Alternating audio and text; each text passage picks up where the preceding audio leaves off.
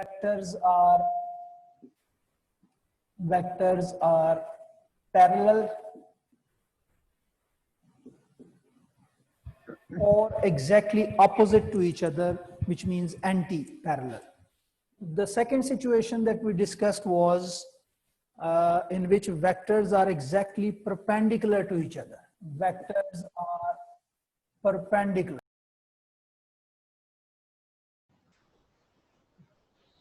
You remember we treated vectors here like numbers. Yes, we took care of the direction, but we added them like numbers because if it's the same vector, if it's a vector in the same direction, one vector is a force of 3 Newton, the other vector is force of 7 Newton. We simply add them. 7 is equal to 10 Newton. If they are perpendicular to each other, then we apply Pythagorean and simply it's a right, and they are not exactly perpendicular. They may be at any different direction to each other. I will emphasize this last point here.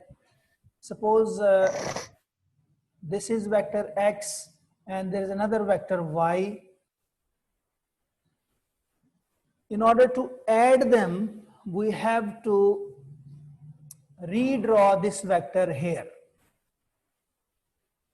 We have to redraw this vector so that the tail of this vector is joined to the head of this. So we redraw here. This same vector y is redrawn so that its tail is joined to the head of this vector. So it's head to tail rule that gives us an idea of what its resultant should be. So this is the resultant of this vector. This was vector y, which was redrawn here so that we apply the head to tail rule.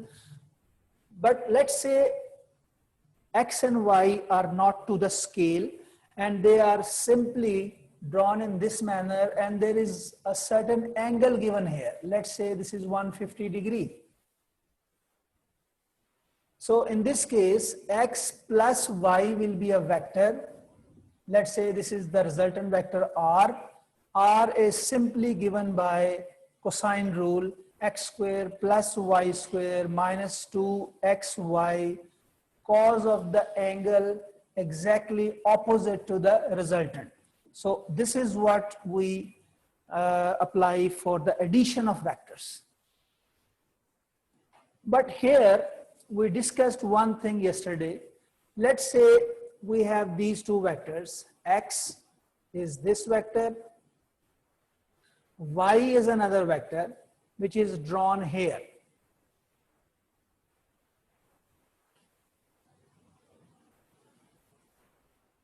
Now, what is this vector if I join these two?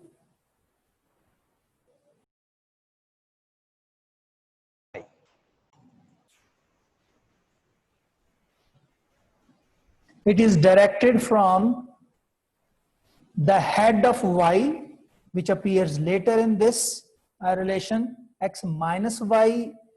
In x minus y, y appears in the second position and x appears first. So it starts from y, which appears later in this x minus y, and it moves towards x, which appears first. So x minus y means it will start from the head of y to head of x.